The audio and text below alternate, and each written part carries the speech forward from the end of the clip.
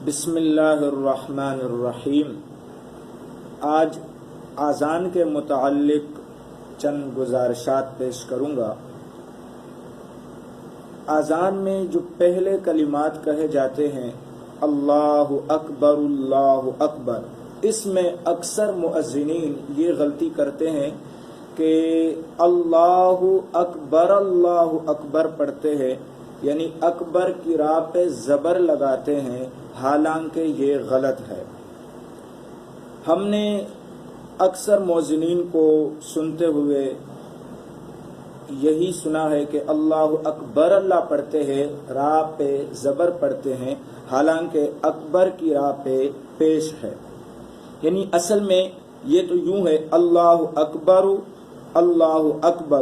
لیکن ملاتے وقت لفظ اللہ کا جو حمزہ ہے وہ حذف ہو جاتا ہے، کیونکہ وہ حمزہ وصلی ہے، تو ملاتے وقت یہ پورا کلمہ یوں بن جاتا ہے اللہ اکبر، یعنی راہ کے اوپر پیش ہے۔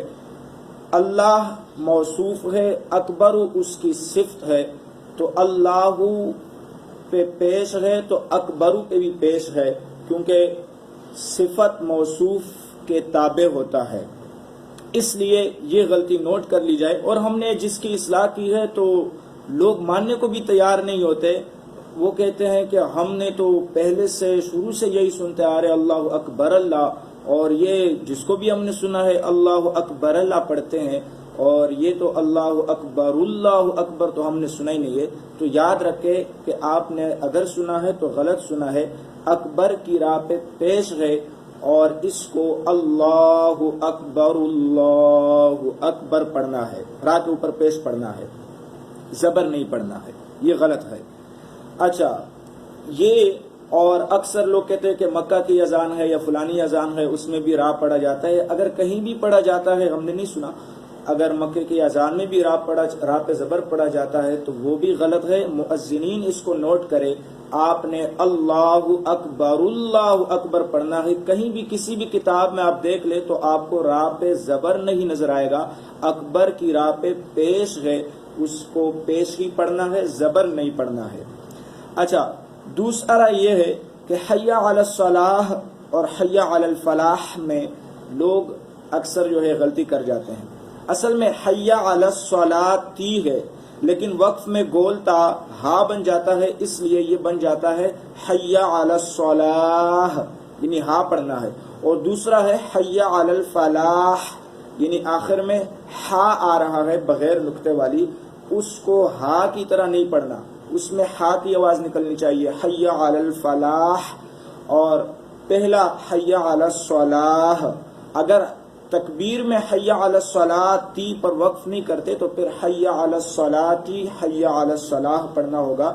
لہٰذا جو بھی مؤذنین مکبرین ہے ان کو چاہیے کہ یہ اذان پہلے کسی کتاب میں اچھی طریقے سے دیکھ کر یاد کرے، اس کے بعد اذان کہے اور تکبیر کہے، ورنہ عربی زبان میں زبر زیر آگے پیچھے کرنے سے یا زبر کو پیش کرنے سے یا پیش کو زبر کرنے سے بہت معنی میں تبدیلی آ جاتی ہے۔ جیسے قرآن پاک کے بعض الفاظ ایسے ہیں کہ اگر جان بوجھ کر وہاں زبر کو پیش کر دیا جائے تو کفر بن جاتا ہے۔ جیسے صراط الذین انعمت، اگر انعمت کو کوئی جان بوجھ کر انعمتو پڑھ لے اور معنی اور سارا وہی سمجھے جو انعمتو کا بن رہا ہے، تو پھر جو ہے یہ بات کفر تک پہنچ جاتی ہے۔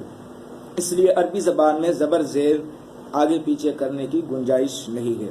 دوسری جو اہم بات ہے، ہمارے نعتخوان حضرات درود پاک پڑھتے ہیں صلی اللہ علیہ یا رسول اللہ وسلم علیہ یا حبیب اللہ، حالانکہ یہ صلی اللہ علیہ یا رسول اللہ وسلم علیہ یا حبیب اللہ، وسلم میم پہ زبر ہے، ساکن نہیں ہے۔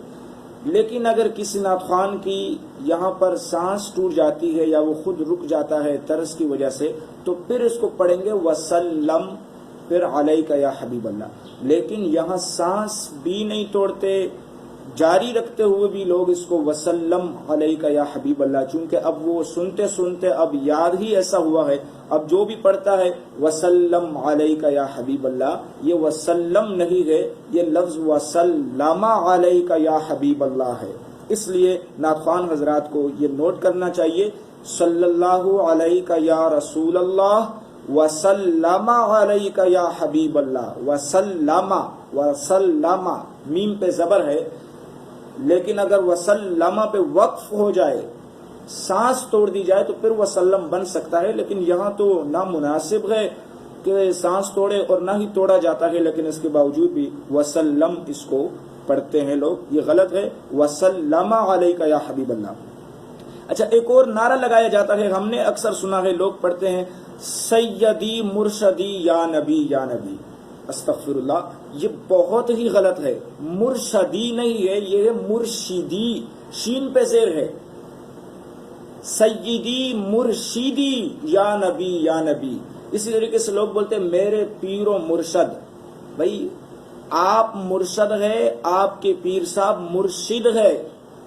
مرید مرشد ہے اور پیر صاحب مرشد ہے، یعنی مرید کے لیے مرشد شین پہ زبر اور پیر صاحب کے لیے مرشد شین پہ زیر استعمال ہوگا. اس لیے یہ نعرہ لگاتے ہوئے سیدی مرشدی، شین کے نیچے زیر کا احتیاط کرنا ہے، زیر لانا ہے. اگر جان بوجھ کر کوئی شین پہ زبر پڑے گا تو یہ بہت بڑا گناہ ہو سکتا ہے، اس لیے کہ نبی پاک مرشد ہے، ہمارے مرشد نہیں ہے.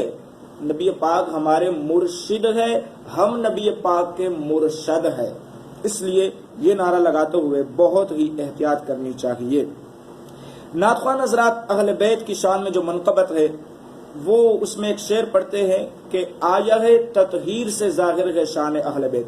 حالانکہ یہ اصل میں لفظ ہے آیت تطہیر، یعنی تطہیر والی آیت میں اہل بیت کی شان ظاہر ہے، تو آیت تطہیر ہے. لیکن اگر آیت پہ کوئی وقف کرتے تو پھر اس کو آیہ، یعنی وقف میں گولتا ہا بن جاتا ہے، لیکن یہاں وقف بھی نہیں کرتے اور پڑھتے ہیں آیہ تطہیر.